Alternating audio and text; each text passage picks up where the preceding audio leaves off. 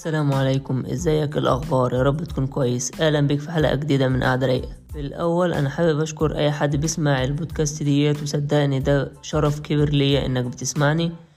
ثانيا هنتكلم النهارده بقى الحب والارتباط في سن المراهقه. فتعالى نبدا الاول بحكايتي.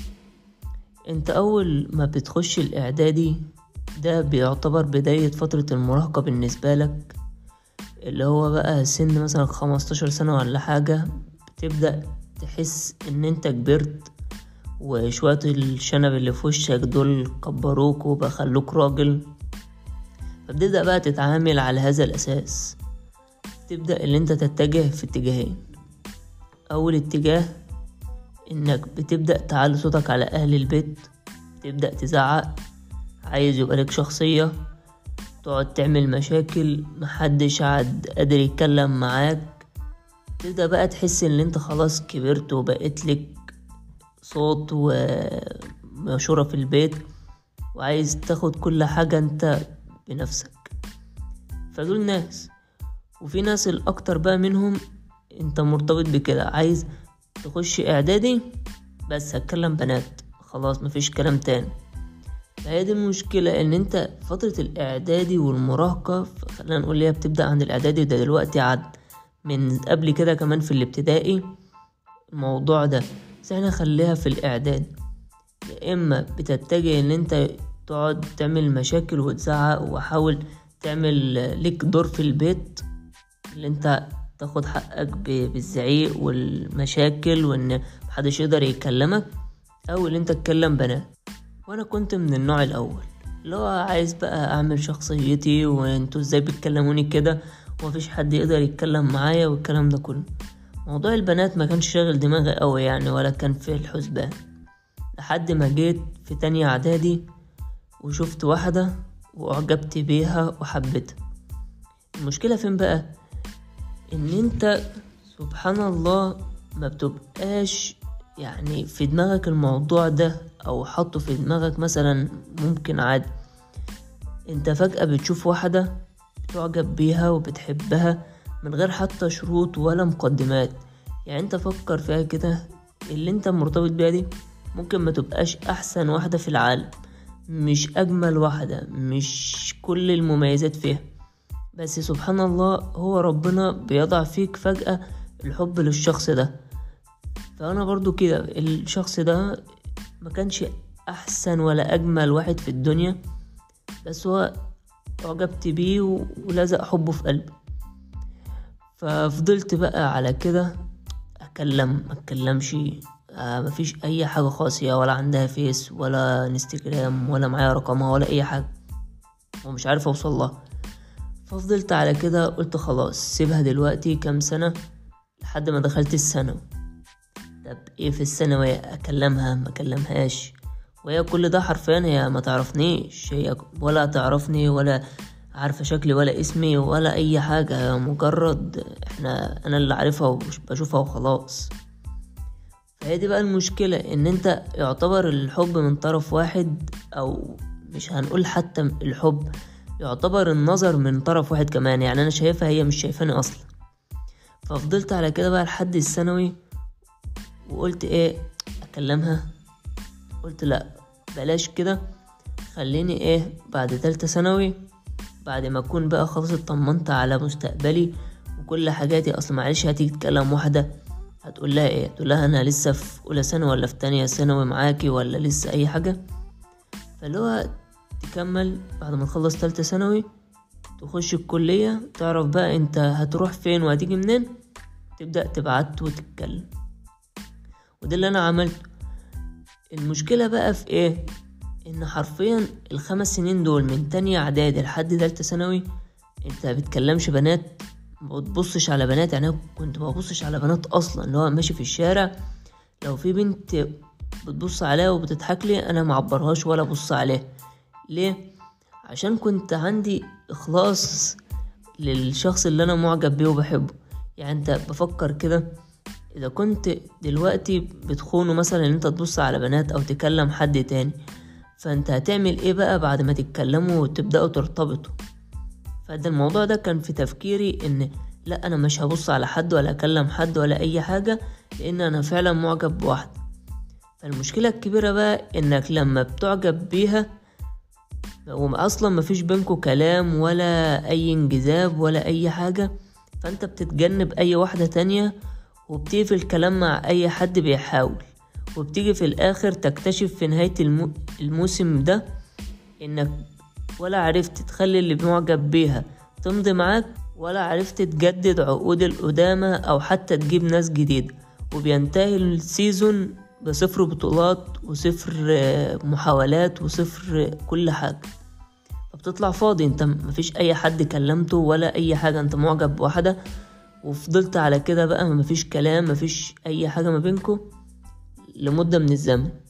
خلصت تالتة ثانوي بقى وقلت هكلمها، بما انها الحمد لله زي ما انت عارف دخلت كلية الطب الحمد لله، ويعتبر مستقبلك مضمون شوية، يعني يعتبر مهما كان عندك مجالات مثلا في العيادة في المستشفى في اي حتة. فقلت خلاص ادخل اكلمها، وكنت عرفت بقى الايميل بتاعها، حتى كان في واحد صاحبي مثلا عرفته فقلت له هو بيكلم واحدة، فقلت ايه يكلمها ومش عارف ايه. المهم لما دخلت كلمتها وبعت لها، فبعد كده ردت وقلت لها انا كذا كذا كذا، وعرفت وشرحت لها الوضع. اتبني ايه بقى يا مؤمن، يعني سبحان الله ان فعلا ربنا ما بيعجبش حاجة وحشة. انا مش هكلمك دلوقتي عن الدين، هسيبه في الاخر، بس اللي هو فعلا سبحان الله ربنا ما بيجيبش حاجة وحشة، ودايما بيرجعك للطريق الصح مهما كان، يا اما عن طريق حاجة حلوة يرجعك بيها، يا اما تاخد على دماغك. فاللي هو بعد ما كلمتها سبحان الله قبلها بيومين بالظبط اتقرا فتحتها.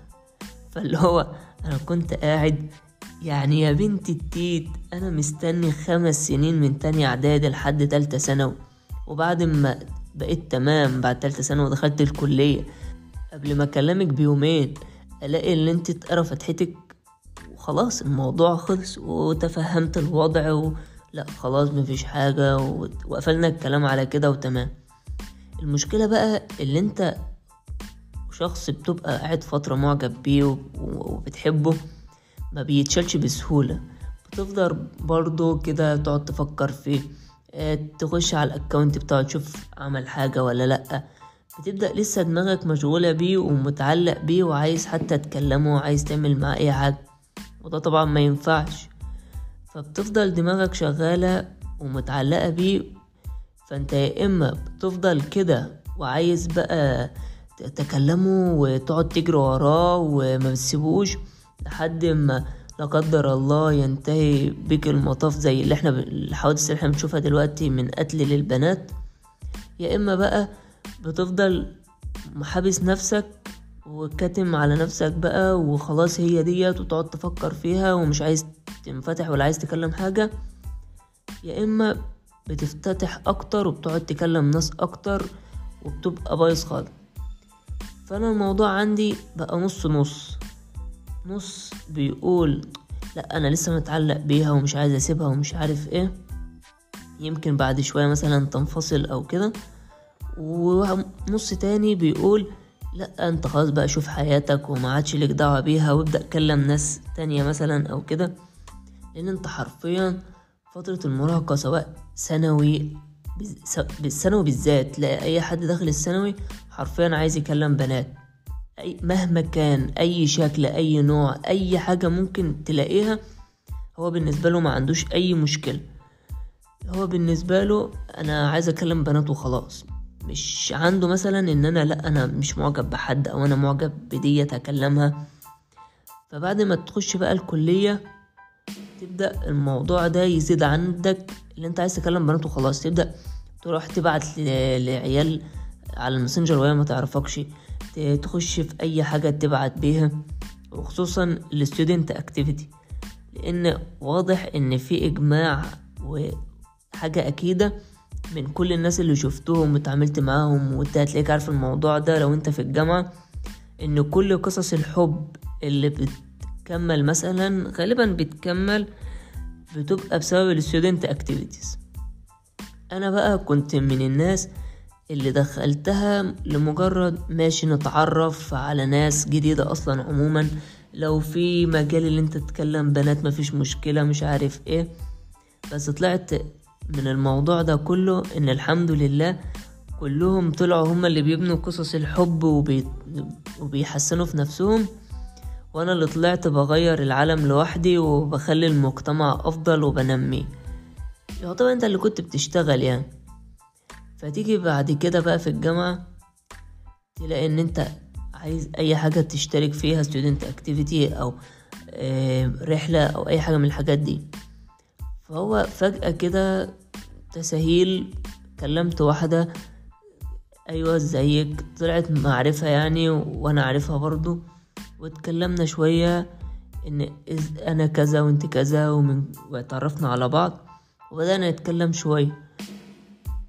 اتكلمنا تقريبا في حدود 5 شهور، كان 2-3 مثلا منهم في الاول خالص بداية بقى التعرف وبداية الحاجات دي كلها، فدول تلاقيها حلو. بعد كده بقى تلاقي ان لا، انت بدأت تعمل مشاكل، بدأت تتعصب، هي تتغير، انت تتغير، بدأ كل واحد يظهر مثلا على حقيقته. فبدأنا ما نتكلمش شوية فترة تقريبا 2-3، بعد كده رجعنا تاني اتكلمنا تقريبا برضو 5 شهور. وبعد كده بقى الفترة دي اللي فاتت دي كلها طبعا بيبقى في مشاكل، انت بتتضايق، انت بيبقى فيك حاجة. ان الموضوع حتى لو حلو، خلينا نتكلم بصراحة جدا، ان هو الموضوع حلو في الاخر ان انت تكلم حد من الجنس الاخر سواء ولد او بنت، ان انت تتكلمه بيطلع عندك مشاعر وبتبدأ يبقى فيه احساس داخلي كده بالحب والامتنان. انت فعلا مش هتاخدها من اي حد، حتى لو امك او ابوك او اخواتك مهما كانوا بيكلموك، مهما كانوا من احسن الناس اللي ممكن تتعامل معاهم، فما فيش حاجة بتوازي الاحساس ده. ولما كانش ربنا مثلا شرع لنا الجواز عشان كنت ممكن تفضل تكمل مثلا مع مامتك ان انت تكلمها، يعني مش تعمل حاجة، بس الجواز عشان يبقى ليك زوجة تقدر تتكلم معاها وتطلع معاها مشاعرك وحبك والكلام ده. فانت احيان كتير هتبقى احساسك حلو ومعجب بالموضوع وبالحالة اللي انت فيها بس برضو في نفس الوقت هتلاقي ان في احساس كتير مش حلو، هتلاقي ان انت بتعمل مشاكل كتير، بتعلقوا على بعض كتير. حتى ابسط الحاجات اللي ممكن تعملوها هتلاقي ان في مشاكل، مثلا ان انت مش بتطلع كل حاجاتك وهي ما بتطلعش كل حاجاتها. حتى لما بتطلعوا لبعض لازم يكون في اختلاف، ما ينفعش ان انتوا الاتنين تبقوا اسطمبة مع بعض. فانت هتبقى مختلف وهي تبقى مختلفة، ولازم هتختلفوا مع بعض في الرأي والحاجات اللي بتنتج منها. هتلاقي ان انت مثلا عايز حاجة هي مش عايزاها، بس الفكرة كلها بقى انت هتتعامل ازاي مع الموضوع ده. بس جينا في الاخر وجينا فجأة كده مفيش ولا واحد فينا اتكلم، ولا انا اتكلمت ولا هي اتكلمت، وفضلنا على الحال ده لحد دلوقتي. الفترة ديت ما بنتكلمش، ملناش دعوة بأي حاجة مع بعض، مفيش خلاص أي حاجة ما بيننا. بس عايز بقى أقولك على حاجة، إن الموضوع ده على قد فعلا حلاوته على قد ما هو وحش ومساوئه أكبر بكتير من الحاجة دي. لأن أنت بتضيع وقتك، بتضيع مجهودك، حالتك النفسية بتقل، تبدأ ما تبقاش كويس. ففعلا حاجات كتيرة بتبدأ تقل عندك وتبوظ. المشكلة بقى اللي انت حتى لو ما بتكلمش او كده تلاقي ان انت عندك تفكير زيادة واحساس ان انا الحياة عندي بايظة وواقفة، ان انا مش مرتبط او ما بحبش حد، مع ان هتلاقي ان حياتك كويس، بس هو ده احساس داخلي كده عندك. خصوصا ان اصلا في مصر ويعتبر في بقية العالم دلوقتي سن الجواز اصلا اتأخر وما عادش زي زمان. زمان كنت مثلا تلاقي جدك متجوز وعنده 16 سنة 17 سنة، خد الفترة الشباب والمراهقة كلها في حياته كويس. فانت ممكن دلوقتي تبقى عندك 25 و27 و30 ولسه حتى ما كلمتش بنات قبل كده، ما تعاملتش مع حد، ما جربتش اي حاجة. هو ده الصح على فكرة. انا بقولكش ان انت تكلم بنات او كده، لان في النهاية ده غلط. بس الفكرة ان انت تبقى عندك 30 سنة، يعتبر نص حياتك، وانت لسه ما كلمتش بنات، فده فعلا حاجة مش كويسة. بس برضو ما تروحش تتكلم يعني. اصل تعال فكر كده، هتعمل ايه بعد الساعة 12 من كتر التفكير اللي عندك؟ طب انت ولا مرتبط، ولا حتى مصاحب حد، ولا عامل اي حاجة. هتلاقي بعد الساعة 12 وانت بتسهر في احساس كده عندك بالفراغ والملل والتفكير الزائد، لدرجة ان انت هتتمنى ان انت ترتبط باي حد وخلاص. كام ناس انا فعلا شوفتهم يقولك احنا عندنا تفكير زايد، وامتى هنرتبط، وعايزين نحب والكلام ده. مع ان هما فعلا لو جربوا هيلاقي ان الموضوع ده من اوحش الحاجات اللي ممكن تعملها. موضوع الحب والارتباط بغير حاجة شرعية او ارتباط رسمي، لا، هما مع بعض كده في الجامعة، حبايب صحاب بيقضوا مع بعض وقت. ومعلش، كان من مشكلة وحادثة من بنات اتقتلت، حصل فيهم حاجات مش تمام، لان هي بقت حامل. لو كمل الحاجات اللي حصلت للبنات والولاد كمان بسبب موضوع الارتباط والحب خارج اطار الزواج والحاجة الشرعية اللي ممكن نتكلم فيها.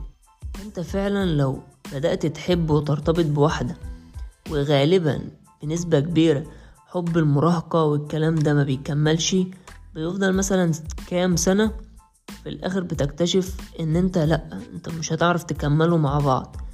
فساعتها يا اما بتنتحر، يا اما بتبقى عايز تقتلها زي دلوقتي كده، يا اما بتجيلك حاجة نفسية اللي انت تعبت وانت اللي وحش وانت اللي مشكلة، وكل العيوب فيك او فيها تطلع نفسك غلطان، او تطلع نفسها هي، او انت تطلع ان هي اللي غلطانة، وتفضل تدافع عن نفسك.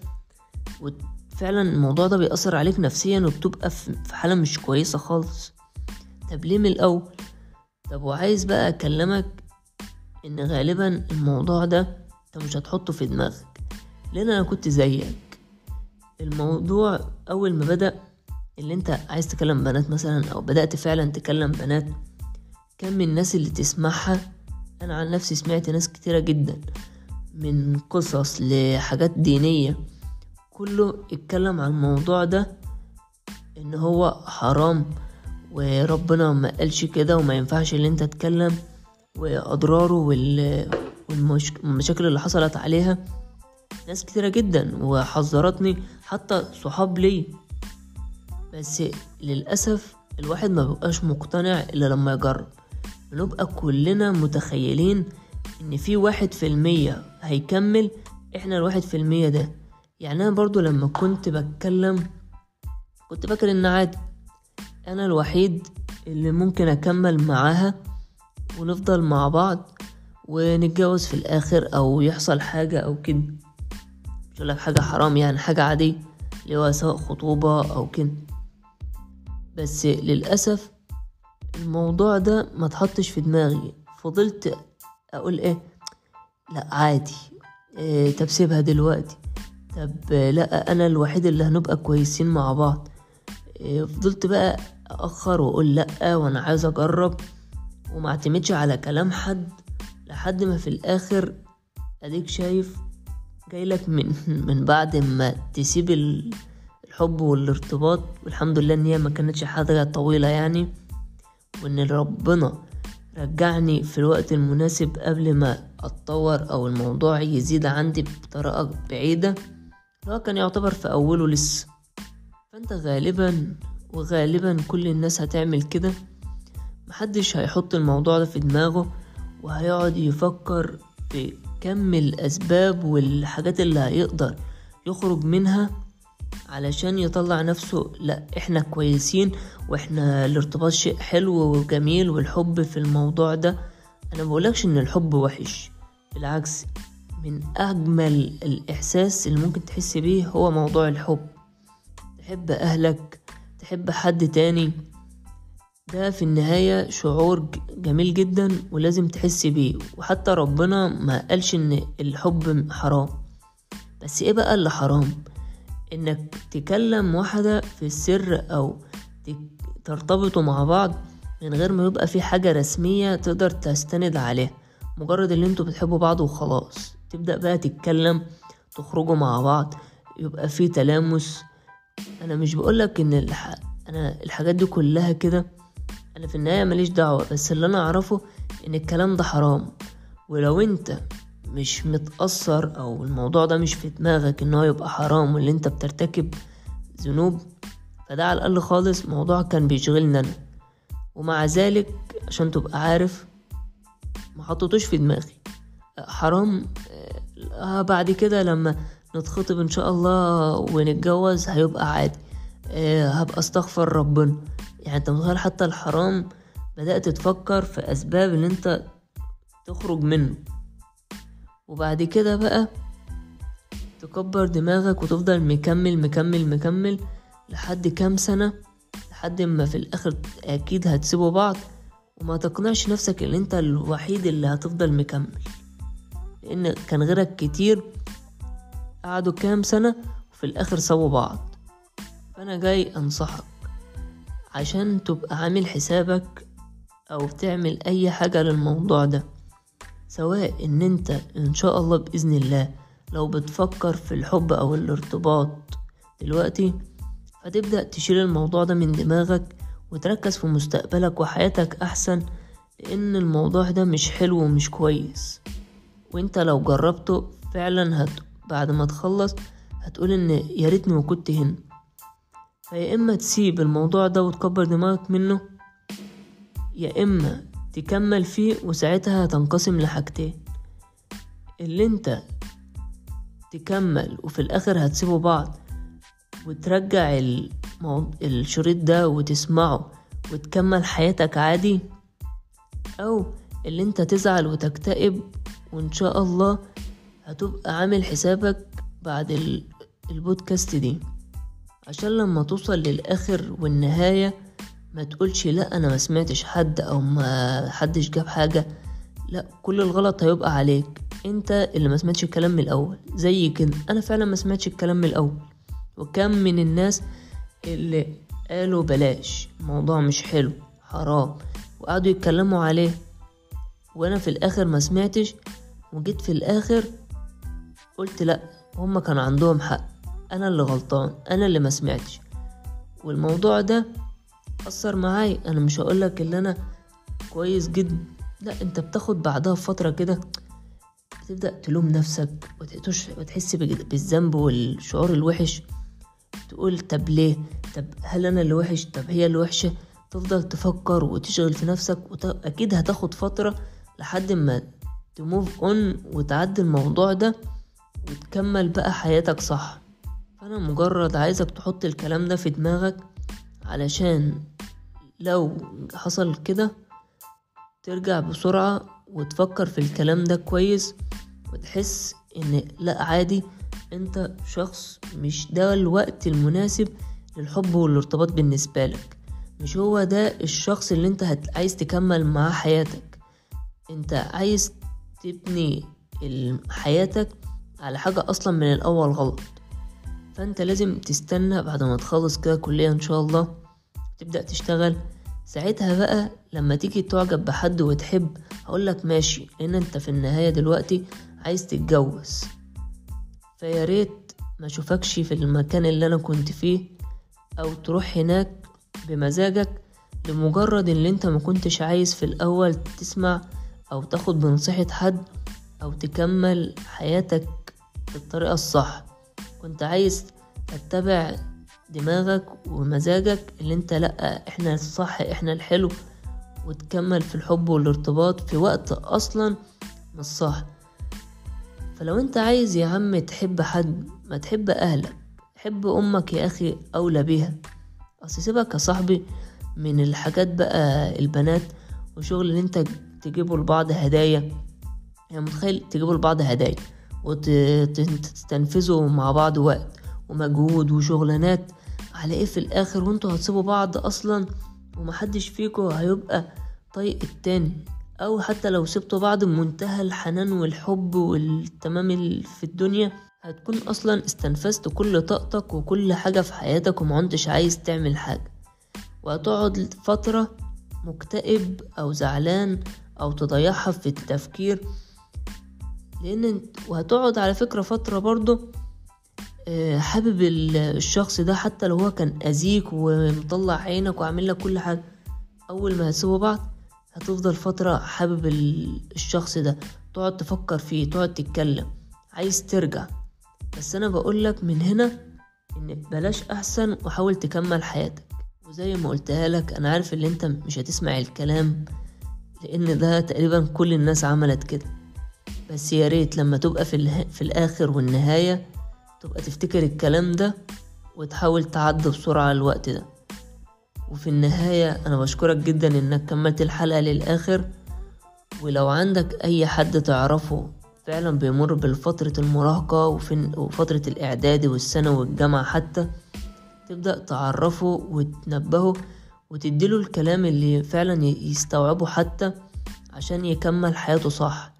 لان الموضوع ده من اخطر الحاجات اللي الانسان اول ما يبدأ كده سن المراهقة بيقع فيه، وللأسف في ناس كتيرة ما بتعرفش تكمل ولا تؤمن. فربنا يكرمكم وتعدوا الموضوع ده بسرعة وتبعدوا عنه. وخصوصا في النهاية يعني بعد كل الكلام ده، سيبك بقى من اللي هو نفسي ولا مش نفسي وبتتعب ولا كده، وفي النهاية حرام يا صاحبي. يعني انت متخيل هتعمل حاجة حرام وانت مكمل فيها ومش عايز تتوب او مش عايز تبعد عن الموضوع ده؟ فالواحد اصلا اللي بيشوفه الايام ديت من الذنوب والحاجات الغلط اللي بيشوفها وبيعملها مش مستحملة اللي انت بتيجي حتى على الفترة ديت وتعصي فيها ربنا وترتكب ذنوب. فعلى الاقل خالص الحاجات القليلة اللي انت تقدر عليها حاول تسعى فيها وتظبطها، علشان ولا يبقى دنيا ولا اخر، لان ربنا يسترها. الحياة دلوقتي بقت كلها غلط وذنوب وما بتبقاش عارف تعمل ايه، الحاجات بتجيلك من كل حتة. فانت على الاقل خالص في الحتة ديت ابدأ اعمل حاجة حلوة. حتى هنقول ان انت طبعا بتصلي وبتعمل كل الحاجات ديت من الدين، فانت لازم تكملها بالحاجة اللي انت شايفها فعلا حلال، وهي انك تخطب او تتجوز وتبعد عن موضوع الحب والارتباط اللي هو اصلا حرام ده. وبس كده، احلى مسا.